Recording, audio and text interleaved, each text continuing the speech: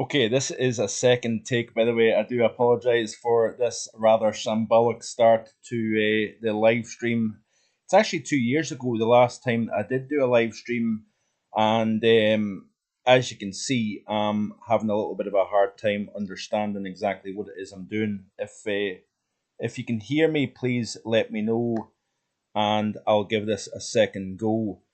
And also let me know where it is you're watching from. Very warm welcome to you once again from Mark Vogan Weather HQ here in Evanton, Rossshire, on what is a very, very beautiful spring-like day. And I just want to try and see if this is working or not. So warm welcome to Ian Burks, Mark Kinnish, Katrine, Extreme Lemon, City Andy, Paul Robinson, David Beck, Alan Jeffs. A very, very warm welcome to everybody who is in. Paul Enty, Paul James. We have Barry Ellis in the house, Paul Amos. We have, who else have I got here? We have got, I think I've mentioned most. Finley Boy is in as well. He was the first in the live chat, so a warm welcome to Finley Boy. Mum and Dad, can't forget Mum and Dad down in Kirkintilloch, just outside Glasgow. I'm assuming the sun is shining there, Mother and Father. Let me know in the comment section below if it is sunny where you are. And I'm hopeful that I've got things up and running here. So this is the current temperatures, by the way, for the UK and Ireland of Meteosil, which is based in France. You've got widespread temperatures up and down the country of anywhere from 9 at Wick, so that's actually a chilly spot at the moment. We've got a 10 at Loch Liscarnock. My nearest weather station is actually between Loch Liscarnock and Tain Range, 12 Celsius at the moment at Tain, but we do have 16 Celsius or 15.5 to be exact at London St James's Park.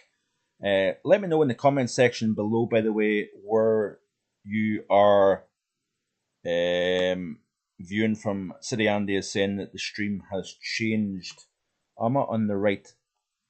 I'm on the right page. Let me just double check actually and see if I've managed to get the right channel. So let me just see here.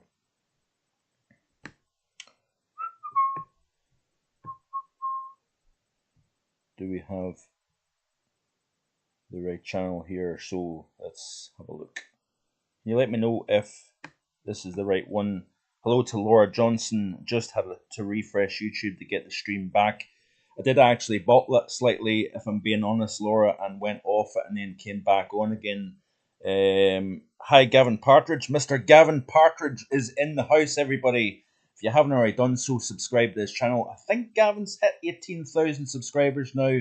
So a big, huge congratulations to Gavin for reaching the new benchmark of 18,000. No one correct one.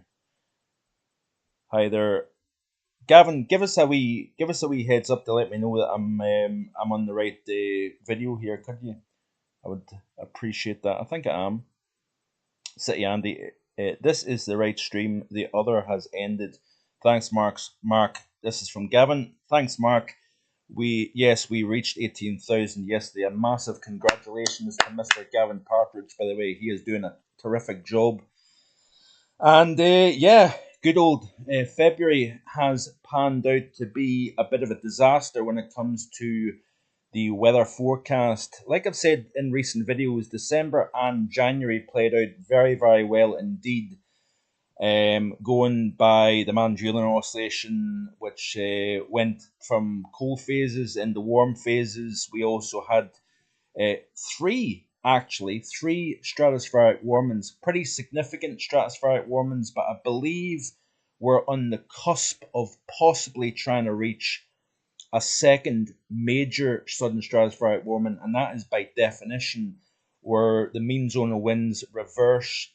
The winds are obviously circling around the polar vortex, the weaker those winds are, the weaker the polar vortex, the stronger the winds are, the stronger the polar vortex. So Galaxy Splint, hello, sweet as well. Massive hello to everybody. Warm welcome here on to it's actually my second ever live stream. The first live stream that I did was actually back over 2 years ago when I lived in Invergordon, but I've now changed house and I'm trying to keep up with technology. Unfortunately, I'm pretty useless when it comes to technology. Even the basics, I'm pretty hopeless at. So I've had to kind of go into YouTube and try and learn how to use OBS Studio, which I think I've managed to kind of get onto reasonably well. It's still very basic, right enough, but nonetheless, I'm trying to improve things here on markhoganweather.com here. Sitting on roughly just over 6,000 subscribers now. The channel has grown significantly over that period of time. And a massive thanks to everybody who has recently, and as well as that, some time ago, hit that subscribe button. If you haven't already done so, hit that subscribe button. I would greatly appreciate that. And support the channel because I do a full-time job. I drive a lorry. It's a nighttime trunk between Inverness and Glasgow and back up to Inverness again. I used to be away 5 days of the week with my previous job. That took me around the UK and even parts of the near continent I was in as well, and I thoroughly enjoyed that, but I did miss home, I have to be honest with you, and I suppose an element of homesickness, but it's nice, even though it's night shift, I do enjoy being at home each and every day as opposed to being only home 2 days of the week. Hello to Paul Miller. Let me see here what folk are saying in the comments here. So always early spring, getting it cold here. So yeah, let me know what your weather conditions are wherever you are in your part of the country, whether it be the UK, Ireland, Europe. Are you further afield? Sweet says, I hope I'm saying that right actually. Are we going to be in a La Nina? Well, actually, it looks as if the models are suggesting that we are going to go into neutral conditions first, obviously. The El Nino is weakening quite significantly, and we should be in a La Nina by the time we reach possibly the middle portion of next year. I think we'll be in neutral territory probably in a few months, and then by the time we reach the summertime, we may be in weak La Nina territory here. Dry and mild in Derbyshire, says City Andy. So let me just see here. We won't mention the plunge in the darkness. Laugh out loud. Yeah, I'm working on it. At least I've managed to even get onto a live stream. That is an achievement in itself. Marky Boy is pretty useless, like I've already said, with regards to technology here. Forecasting possibly not that much better given the February forecast overall here. Mark Kinnish says, Mark, does weak La Nina help a cold winter? I honestly think, Mark, that either a strong La Nina or a strong El Nino can tend to have a detrimental impact on winter if you like snow and cold, that is. So Callum Potter, absolutely amazing job, Mark. I wouldn't even know where to start. Laugh out loud. Thanks for that. Chris Clifford, hello to you. Do you think the strong PV is down to the fact that El Nino end of last year? Possibly, Chris. I actually think that the El Nino is now truly kicked in. I think there was a bit of a delay in fact in the El Nino esque dominance of the weather pattern, and December and January were decent enough, but I think as we've progressed through the second half of this winter, I think the warmth has been, essentially overwhelming the global pattern, and I think that the United States is having its third warmest February on record. Europe's probably having one of its warmest Februarys on record without, if you take away Scandinavia, that is. And there's other parts of the world that are seeing record warmth. We'll look at that in a wee second here, but I'm trying to go through the live stream just briefly to give a shout out, maybe even answer a few questions here. My plan is to only stick around for about 40-45 minutes so Lisa and Lindsay can get on with the rest of their day, and likewise for yourselves as well here. Um, so remember deleting the CFS tabs too, Gav. Um, 50 concurrent viewers with 8 likes. Please smash the like button, everyone. Thanks very much, Gavin, for your continued support, my friend, and helping me grow the channel. I do greatly appreciate that, and everybody's support. It could be a big hurricane season, by the way. Paul Pasman says more hurricanes, and yeah, with the amount of warmth and heat energy that we've got stored up both in the Atlantic, especially this year with the Atlantic. Yeah, it was a busy season this year, like our last season, with regards to Atlantic hurricanes, and that's very unusual to see that, given that it was an El Nino year.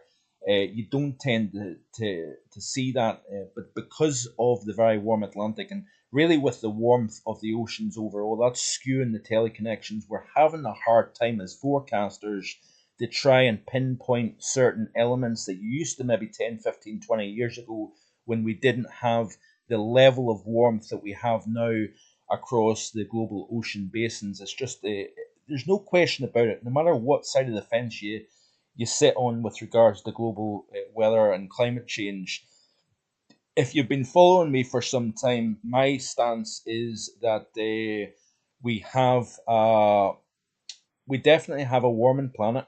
The oceans, the land areas, and the atmosphere is warmer and is continuing to warm. But I strongly believe that it's happened in the past, and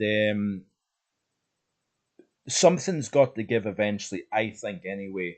I did also get asked a question a few days ago by a work colleague. Do you think the Gulf Stream's going to shut down? Well, I think there's been evidence of 3 times in the past that has happened. And certainly, God help us all if that Gulf Stream does shut down, because I think we'll be plunged into a mini ice age if we start to lose that heat source from the Caribbean, from the tropics. That is obviously keeping Europe milder because of that artificially. So yeah, Duncan Wood, do we need to see a colder Atlantic to get a cold winter? Not necessarily. I don't think, Duncan, but it certainly doesn't help the fact that we've got a warm Atlantic. I think that has also been fueling the storms this past really from what September, when the new storm season kicked in. I think we've had, is it 10 or 11 named storms since September? And remember that we had 2 named storms back in August as well. But what a turnaround we've seen from the very, very dry late autumn, or not autumn, late springtime and the early portions of the summer. Remember that record hot June, very dry conditions, very, very low rainfall. And then it was like the atmosphere just flicked the switch, and all of a sudden we have this wet pattern that has been maintaining itself ever since. Warmth of the oceans, and also the warmth driven by the El Nino as well. Solar cycle situation, I've not made an awful lot of mention in that, but we could actually see a solar maximum as early as next year.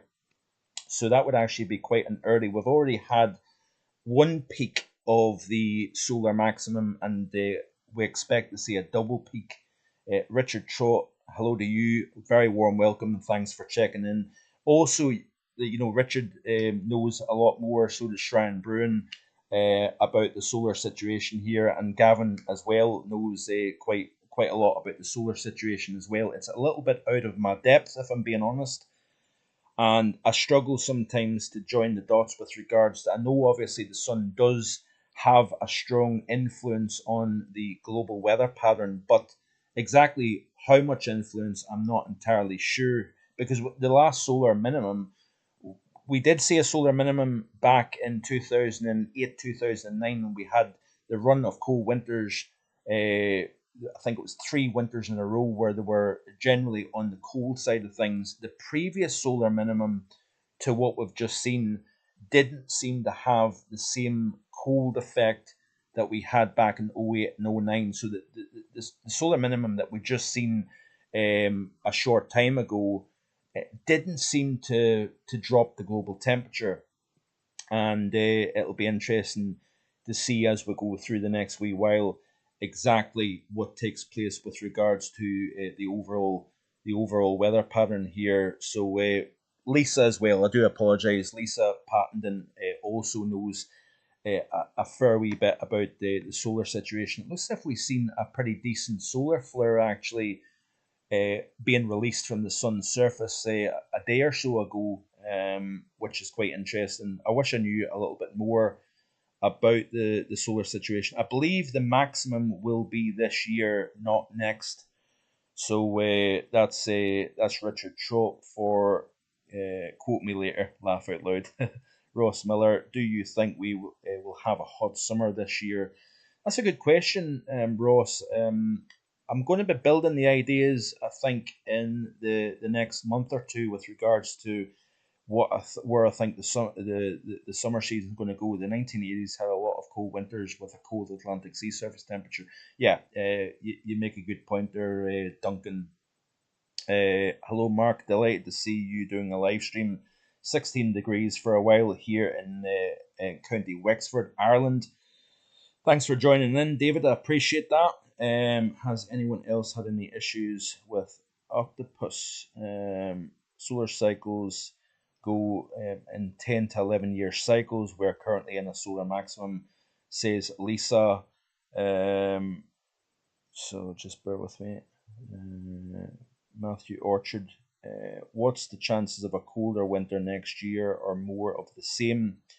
Remember what the winter forecast was for 2023-24. I did have a slightly milder than average winter overall. I think based on the fact that we had the El Nino, we also have this overall backdrop of warmth, oceans, the land areas are ridiculously mild at the moment here on a global scale, but also the atmosphere. So I think you would have to be very cautious to therefore forecast a cold winter like 0910 based on the backdrop, the global backdrop that we have at the moment here. Ross Miller says, "How much longer do you think more rain will get? We'll get. Will we get any dry weather, Mark?" I personally feel that we still have another cold spell to come. Based on the fact that we may have a pretty early final stratospheric warming as well, which doesn't necessarily bode well for a warm spring. But this winter's been really strange. It's been quite up and down. There's been obviously we know that there's been plenty of mild spells, but there also has. Let's remember that there has been spells of cold, albeit they've been briefer than the warm spells. The warm spells, certainly this warm spell at the moment is lasting a lot longer than I think many people expected, including the Met Office, by the way. And it's hard to see. I think we could see spells of even record warm in the springtime, but I still think that we're going to get back and forth in terms of elements of cold. But we're running out of time. Days are getting longer, nights are getting slowly shorter as well. You notice the difference actually now at this time of the year with regards to when the sun's going down. So Paul Amos, where can you find historic weather data for the last century? That's a very good question. I'm sure there will be folk on this live chat that might be able to answer that question. Gavin or even Richard Shaw, let me know. I can't remember who was it that asked. It was Paul Amos. If somebody could let Paul know that there definitely is sources out there, but I'm not entirely sure. Awful winter for us coldies in the south of England. I feel your pain, Paul, to be honest with you, because it has been a poor winter. We had some cold nights back in the middle of January. I think there was a few -10s across parts of inland southern England, but snowfall has been very, very scant across the UK. Obviously, up here across the north, we're fortunate enough to live in a part of the world that is traditionally snowier, and it's easier to get snow up here compared to further south. But it has been a poor one when it comes to snow. I really did believe that February was going to be a cold month, but based on how mild last February was, I suppose I was maybe being a little bit foolish when it comes to forecasting a cold February. But El Nino winters, there tends to be, a colder back half to the winter. A lot of the long range models back in the autumn was highlighting that the blocking would become more established as the winter progressed, and that certainly hasn't been the case. We've seen spells, and also that negative North Atlantic oscillation during the summertime back last year. That was another factor that made me think that we were going to see more of a blocky type winter, colder type winter, but also interspersed with mild spells. So, Mother Nature always has a tendency of throwing curveballs, no matter how good of a forecaster you might think you are. No matter whether you're a professional or an amateur like myself, there is always elements where Mother Nature will throw a curveball in, and that certainly was the case during the course of this winter, especially during the second half of the winter. So I'll be interested to see what I score in terms of the February forecast. I think it's going to be pretty low on that scale of 1 to 10. So at least I can hold on to the 8 out of 10 for both December and January. It's probably talking about 2 or 3 out of 10 if I'm lucky, actually, because we've had literally no winter weather this February overall. I think we're heading for one of the warmest Februarys, actually, but we do have a spell of colder conditions possible next week, but nothing major. We'll wait and see. Hello to Jason, Meditation's Journey. I'm quite sure the cold has yet to bite in March.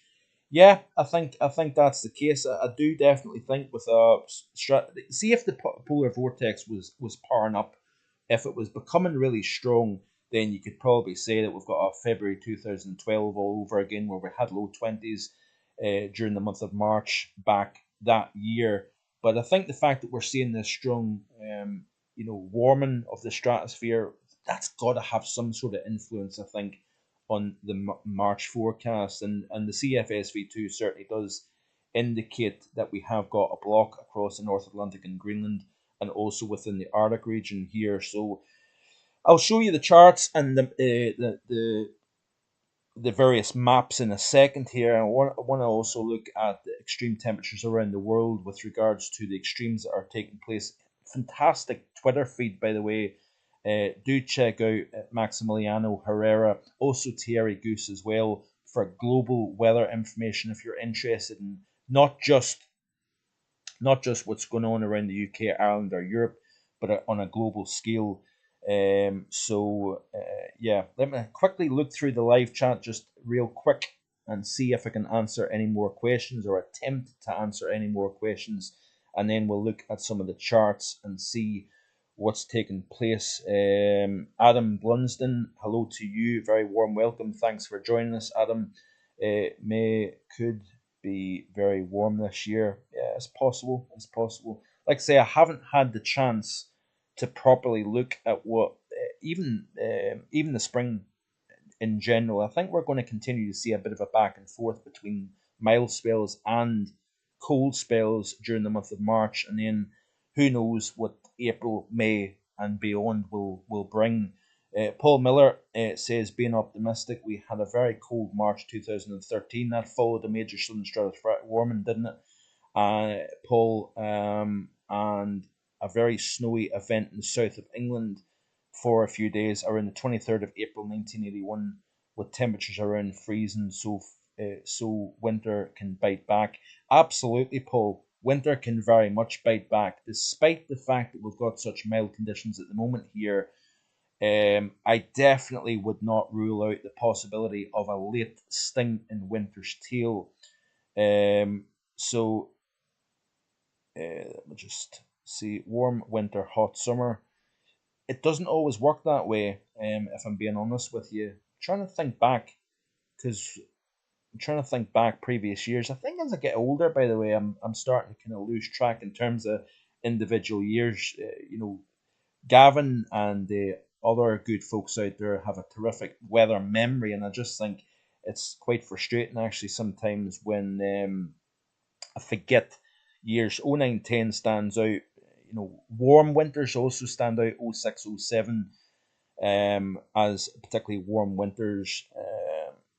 So let me just see. Mark, do you think at some point a cold winter will happen again? Scandinavia has proved it to be still be the case. Uh, and if all is in the right place. Absolutely, Mark. Scandinavia really does stand out on a global sense, not just across Europe, but in a global sense. I think we're in the fifth consecutive month where the temperature has been below average across Norway, Sweden, as well as Finland. Western Russia also has been cold, and that really stands out. And it's quite interesting, actually, given how warm Europe has turned out to be. 2017 2018 winter was quite cold. It certainly was, actually. I can remember that well. Beasts from the east. But up here across the north, we had quite a lot of snowy events as well. To speak about if we are seeing a wet winter, I think we will get see a very hot summer. Again, it wouldn't surprise me. I think given how warm everything has become in terms of the ocean, the land, and the atmosphere, I definitely think it's easier at the moment to get heat records as opposed to cold records. And I know it sounds pretty obvious to say that, but listen, we can still get winter. We can still get cold. There's still, plenty of ice up there in the Arctic. There's plenty of ice in the Antarctic as well. Remember what was said by Mr. Al Gore that a few years ago snow and ice would be a thing of the past.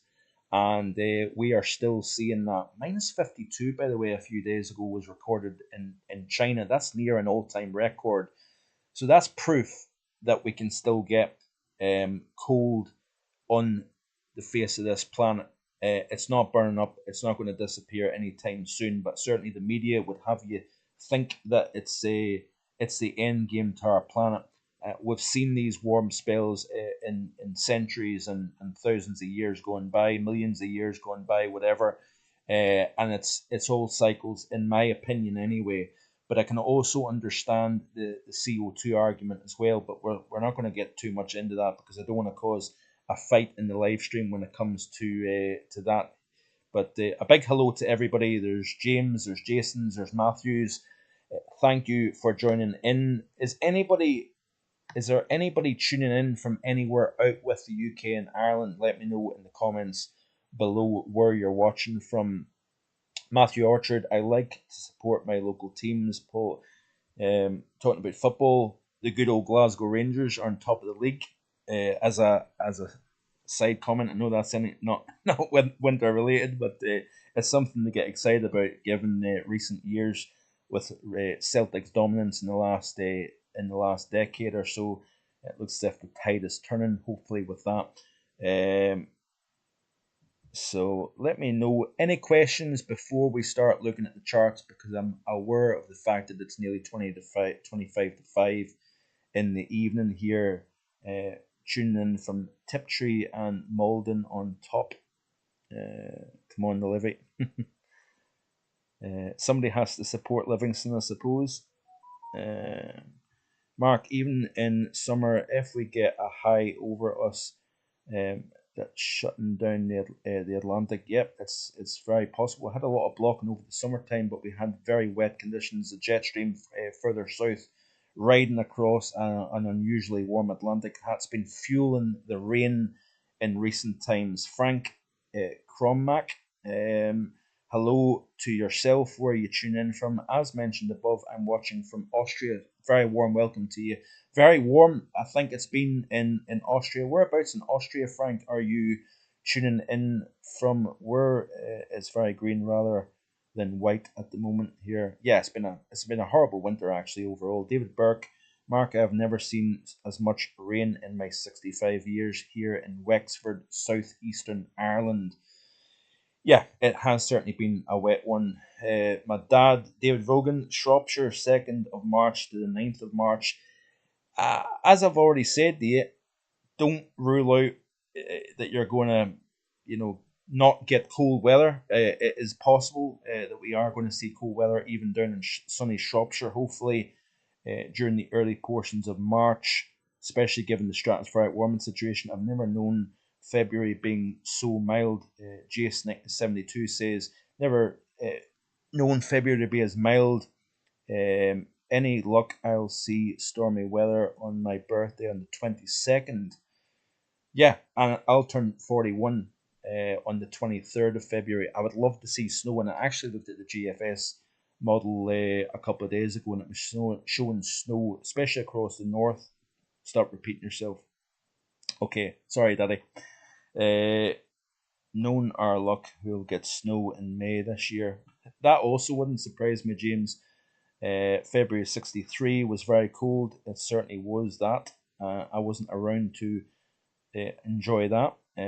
Paul James, Callum, some of our areas, but not seeing proper snow since the 2018.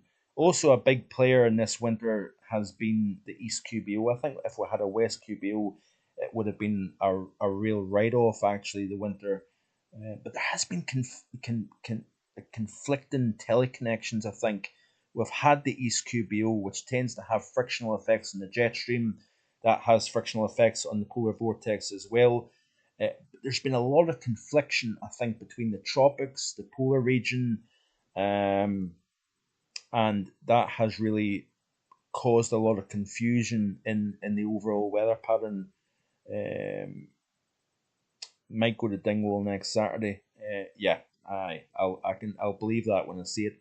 You struggle to go to Livingston from Kirkintilloch, never mind up to Dingwall to see two wonderful teams. And Darth Vader is in the house. I'm not going to welcome Darth Vader. I think you're from Sweden. Am I right in saying that? But I'm not going to do a Gavin and do the whatever Gavin does. I'm not going to make a complete fool of myself here. But welcome to Darth Vader. Appreciate you tuning in. Let me see here, Mark. We had 5 days of lying snow, 6 inches at the coast in southwestern Scotland early in December, first since 2018. Whereabouts in the southwest of Scotland are you located? I used to deliver milk actually from Glasgow down to Carlisle, right across the Stranraer with points in between, and then back up to Glasgow again. That was back between 2009 and 2014. That's when winters were pretty darn good actually. I remember Stranraer being completely cut off March 2013, second coldest March on record for the UK. Welcome Jason's meditation journey from Saltcoats down in sunny Ayrshire. Um, deep breathing. Yeah, like I said, I'm not going to make a fool of myself. Not that Gavin does a great job at the Darth impression, but I am certainly not going to chance that one. So let's have a quick look through. Yes, from Sweden.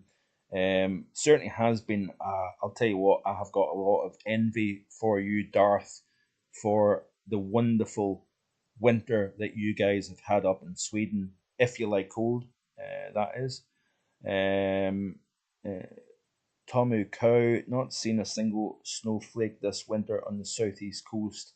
Just hoping for a hot summer like 2023. Well, it's very, very possible that you may see some, you'll certainly see some heat at times at least anyway down in that southeast corner. Bit of a continental climate. I always think London, the southeast of England, tends to have a greatest chance of seeing 30s in the summertime. Spent a few summers in the truck delivering down to Norfolk, and it was brutal. We didn't have any air conditioning provided to us in the truck, and I'll tell you what. No matter how much you tried to have those windows open, there was not a breath of wind, and 32 degrees sitting in a truck in the southeast was no fun, that's for sure. Um, so, let's see here. So, let me know. Do you want to start looking at charts? And I'm not going to talk as much nonsense. Let me know what you want to see in the charts coming up here. Mark, do you think we will see any cold spells created from the recent sudden stratospheric warming? Yeah, that I do think that we are going to still see some sort of winter before it's all done and dusted for another year. This sudden stratospheric warming that we're seeing at the moment, I do expect to see more blocking. The only reason why I'm a little bit concerned about even this sudden stratospheric warming is because the warming that we've seen, the very strong warming that we've seen taking place back in the middle of January, we didn't see the response to that in terms of cold. Both North America as well as Europe has stayed on the warm side, and we've not seen any influence from that January warming. So there's a little bit of hesitancy in terms of predicting anything significant in terms of cold. But we did see a major stratospheric warming during the middle portions of February last year, and we did see some very cold conditions following that a couple of weeks later. Remember, there's a lag between that event taking place. The strong warming within the stratosphere takes a couple of weeks for that to feed down from stratosphere into the troposphere, and therefore when you see the stratosphere, when it warms up, it expands. That then forces the troposphere to contract and then forces high pressure to build underneath at 500 millibars. That's why when I look at the 70 HPA, which is the lowest portion of the stratosphere, when you got that reflection, that tends to have a mirror image on the 500 millibar pattern, and then the weather then responds to that.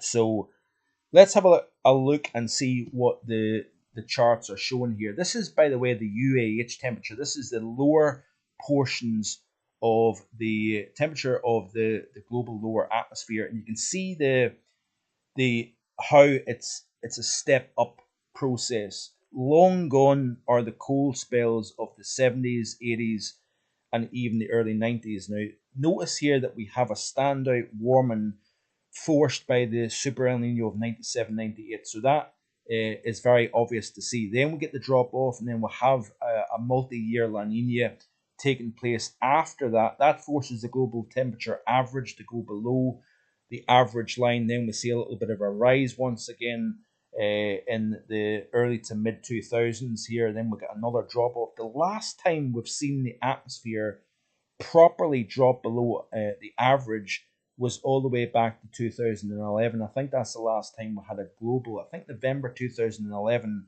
was the last time that the global average temperature was below average. Then we've seen the response during the 2015, 2016 Super El Nino. That's the last time we had a Super El Nino.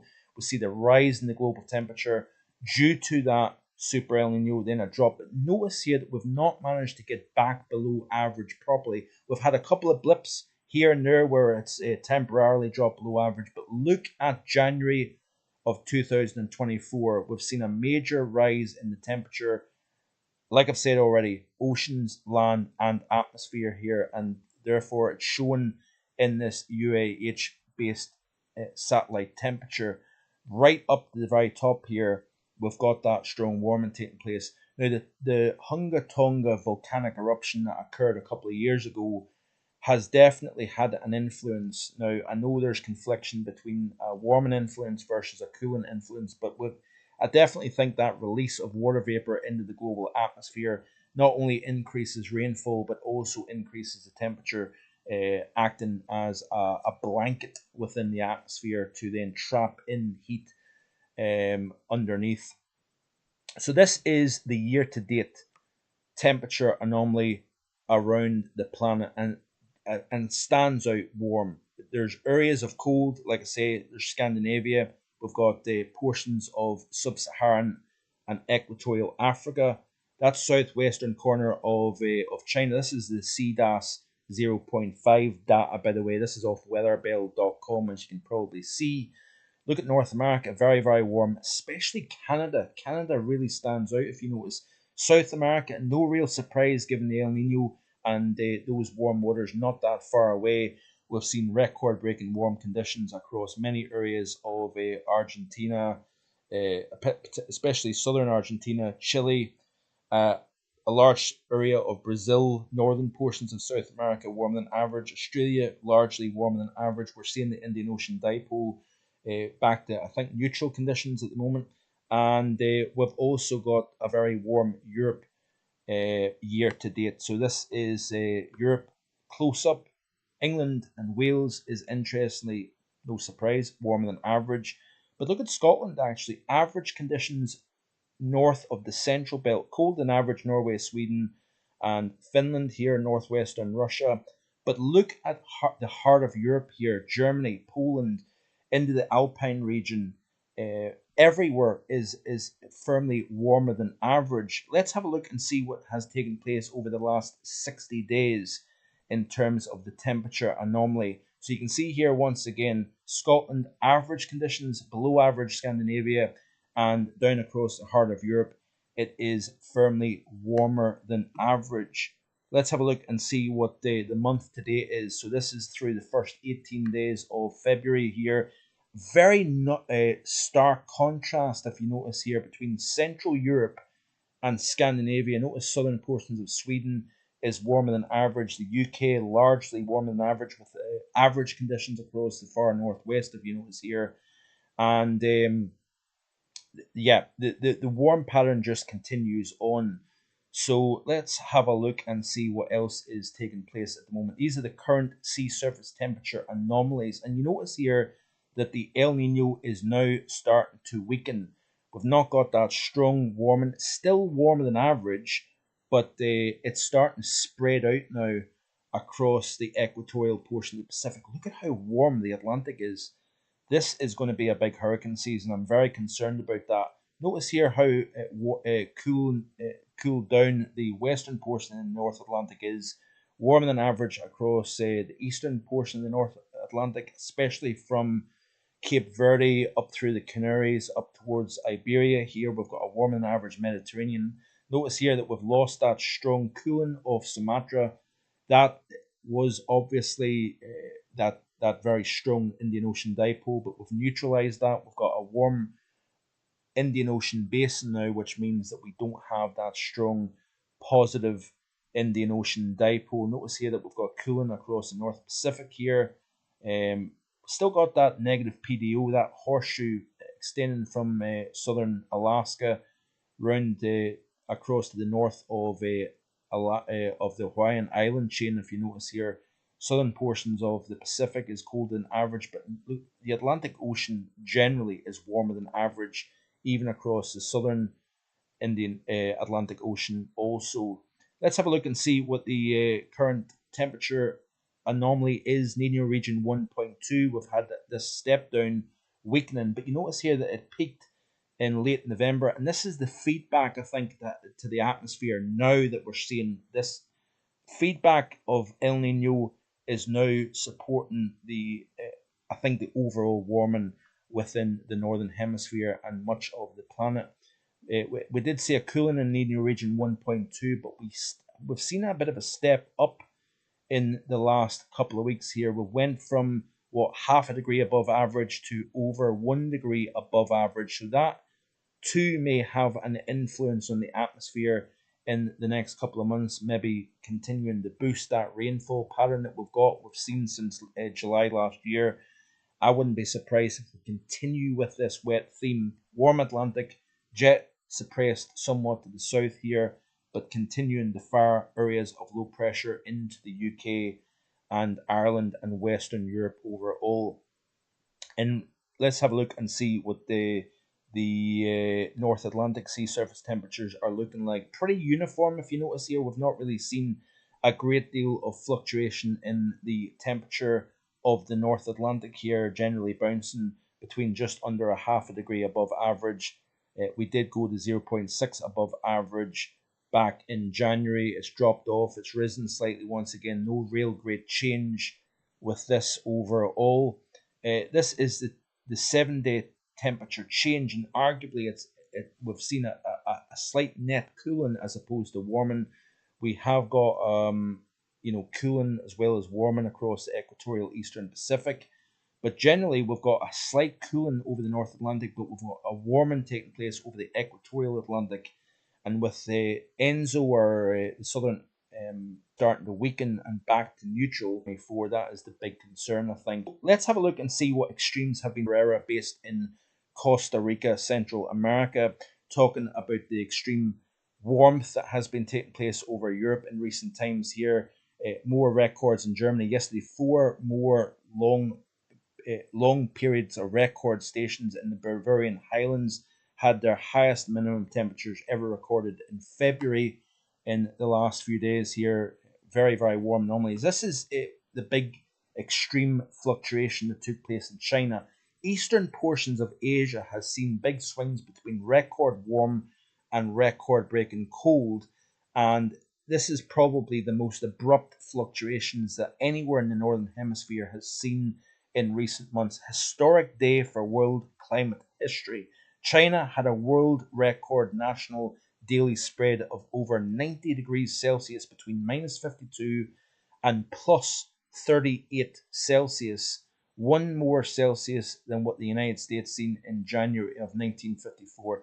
2 dozen records for heat were broken, with 5 provinces within China recording over 33 Celsius. So a remarkable temperature difference. It was actually, I think, Jim Yang, based in China, that delivers the information out of China. Some remarkable fluctuations, by the way, recorded in China. Remarkable year overall in Japan. I was lucky enough to visit along with my wife to Japan back in November of last year, and the day that we arrived was actually Japan's one of Japan's warmest November days on record. It was Tokyo's hottest November day on record. I think the temperature was 27 or 28 Celsius that day. Remarkable for the time of the year. Bear in mind that Japan is on the same latitude as Spain right enough, but nonetheless remarkable stuff. He goes on to say that 30 more monthly records in Japan today has been recorded here. Hundreds more are on the way. Next night can be the warmest winter night in Korean history. A low of 17 or 18 Celsius recorded in parts of Korea. Also remarkable warmth in parts of Siberia. Talking about cold across western Russia, but parts of Siberia, temperatures of plus 14.3 Celsius. Remember, we're still in winter time. Look at these angry anomalies. I know these are kind of scary looking charts, but look at the difference between record breaking cold and record breaking warm, depending on where you are. So southern portions of Russia into Mongolia, into northern China, like I said, temperatures minus 52.3 Celsius, I think it was. But look at southeastern portions of China, the Koreas, Japan, record breaking warm conditions. Bearing in mind that a week or so ago, Tokyo, or I think it was maybe 2 weeks ago, that Tokyo recorded 9 inches, I think, of snow. Pretty impressive, or 9 centimeters of snow, I think it was. Record breaking warm conditions across parts of Australia as well. 47.7 Celsius recorded. I think it was a 49. Yeah, this is a tweet here by Thierry Goose, based in Vancouver, Canada. Exceptional heat wave in Western Australia. All-time record smashed by several degrees at the coast. Carnarvon, I think it is, 49.9 Celsius. Second highest temperature ever recorded in Australia for the month of February. So remarkable heat down here across Australia. Let's continue to look and see what we're seeing with regards to record heat or cold, the extremes. This is obviously the 81st edition of the Global Weather and Climate Report. So today specifically looks at the global picture.